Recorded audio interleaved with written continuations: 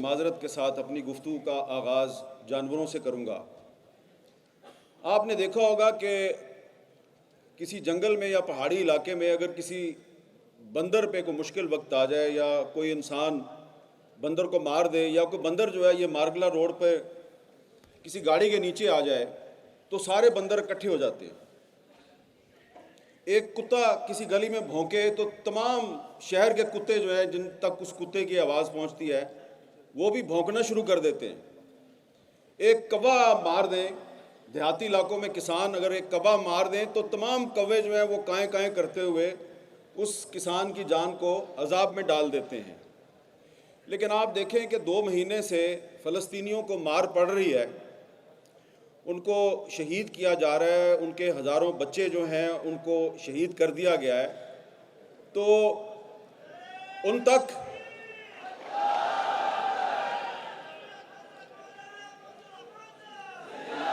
بھائی آپ کی بڑی مہربانی، مجھے صرف 5 منٹ ملے ہیں تو میں نعرہ تکبیر۔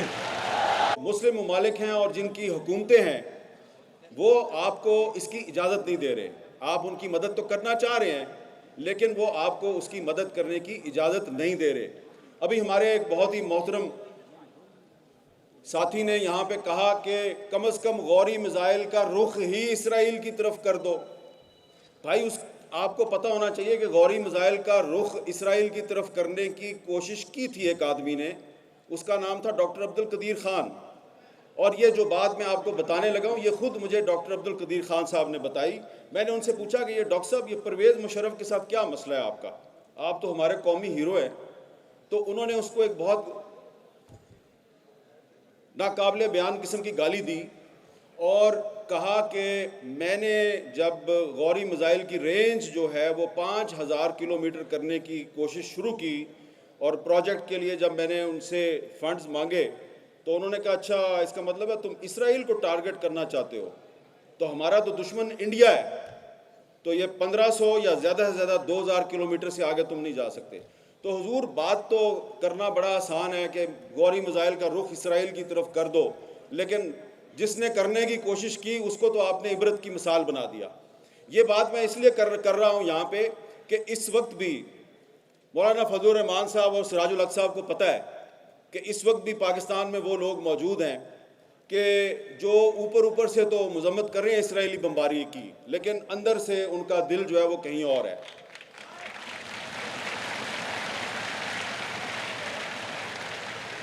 میں کوئی لمبی چوڑی بات نہیں کرنا چاہ رہا، دسمبر کا مہینہ ہے اور دسمبر کا مہینہ اس لیے امپورٹنٹ ہے کہ دسمبر 1931 میں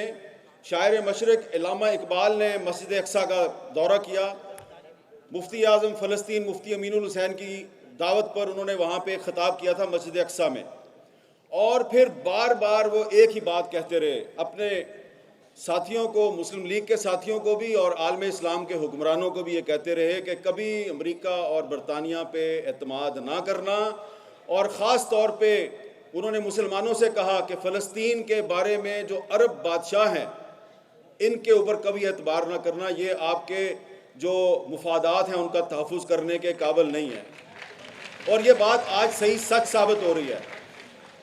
اس وقت میں کسی عرب بادشاہ کا نام نہیں لینا چاہتا کہ وہ تم تو بہت کچھ کر سکتے ہو لیکن تم نہیں کر رہے۔ ہم بہت سے عرب بادشاہوں کے نام لے سکتے ہیں جو صرف زبانی بیانات تو جاری کر رہے ہیں لیکن عملی طور پہ انہوں نے کوئی مدد نہیں کی فلسطینیوں کی۔ ہمیں سب سے پہلے اپنے گھر کا جائزہ لینا چاہیے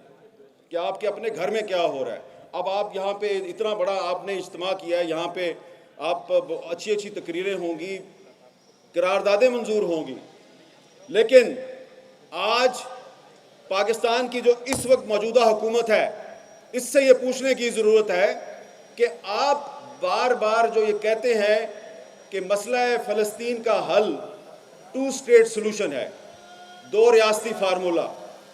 تو یہ پاکستان کی کون سی پارلیمنٹ نے یہ فیصلہ کیا، کہاں پہ یہ فیصلہ ہوا کہ 2 ریاستی سلوشن جو ہے وہ مسئلہ فلسطین کا حل ہے؟ اور کیا یہ ہمارے نگران وزیر اعظم صاحب جنہوں نے 2 اسٹیٹ سلوشن کی بات سب سے پہلے کی، مطلب پتہ ہے آپ کو 2 اسٹیٹ سلوشن کا مطلب کیا ہے؟ مطلب یہ ہے کہ 2 اسٹیٹ سلوشن کا مطلب یہ ہے کہ جی آپ اسرائیل کا جو وجود ہے اس کو تسلیم کر لیں اور اسرائیل کو بھی تسلیم کر لیں، اور یہ جو غزہ اور دریائے اردن کا جو مغربی کنارہ ہے اس طرف جو فلسطین ہے یہاں پہ ایک فلسطینی ریاست قائم کر دیں۔ تو یہ 2 اسٹیٹ سلوشن ہے۔ اب میں اس 2 اسٹیٹ سلوشن کو کیوں مسترد کرتا ہوں، میں اس کے کیوں خلاف ہوں؟ پہلی بات تو یہ ہے کہ پاکستان اسرائیل کو تسلیم نہیں کرتا، اور دوسری بات وہ یہ ہے کہ بانی پاکستان قائد اعظم محمد علی جناح نے 1948 میں جب اسرائیل کو تسلیم کیا گیا تو اس 2 اسٹیٹ سلوشن کو انہوں نے مسترد کر دیا۔ ان کو جب یہ کہا گیا کہ آپ اسرائیل کو تسلیم کریں تو انہوں نے انکار کر دیا، اور قائد اعظم نے خط لکھا امریکی صدر ٹرومین کو، اور اس خط میں یہ کہا کہ اسرائیل ایک ناجائز ریاست ہے، آپ اس کی سپورٹ بند کر دیں۔ تو لہٰذا اگر آج پاکستان کی کوئی حکومت 2 اسٹیٹ سلوشن کو سپورٹ کرتی ہے یا کہتی ہے کہ مسئلہ فلسطین کا حل 2 اسٹیٹ سلوشن ہے، تو اس طرح وہ دراصل اسرائیل کو تسلیم کرنے کی بات کر رہی ہے، اور ہم اس کو تسلیم نہیں کرتے۔ ہم سمجھتے ہیں کہ اسرائیل دراصل فلسطین ہے اور پورے کا پورا فلسطین آزاد ہونا چاہیے۔ اب کہا جائے گا کہ یہ تو آپ اقوام متحدہ کی جو قراردادیں ہیں اس کی خلاف ورزی کر رہے ہیں، تو اقوام متحدہ کی ایک قرارداد تو کشمیر کے بارے میں بھی ہے، تو پھر آپ کو جو کشمیر کے بارے میں قرارداد ہے اس کا بھی احترام کرنا چاہیے۔ آپ کشمیر پہ قرارداد کا احترام نہیں کرتے، ہم اسرائیل اور فلسطین پہ اقوام متحدہ کی قرارداد کا احترام نہیں کرتے، اور یہ ایک اعلان کرنا چاہ رہے ہیں۔ آپ کریں گے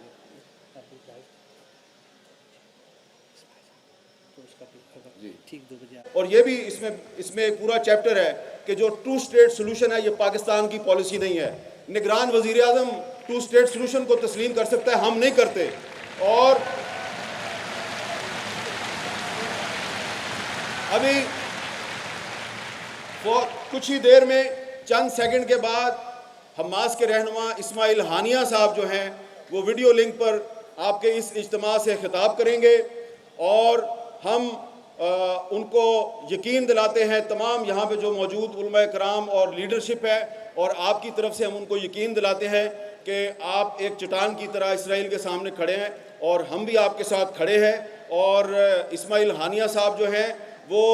یقیناً بہت سے جو مسلم ممالک ہیں ان کی جو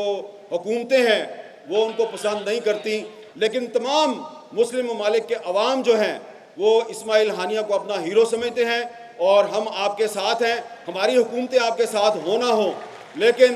ہم سب آپ کے ساتھ ہیں، اور اب کچھ ہی دیر میں اسماعیل ہانیہ صاحب جو ہیں وہ آپ کے سامنے جلوہ افروز ہوں گے۔ بہت بہت شکریہ۔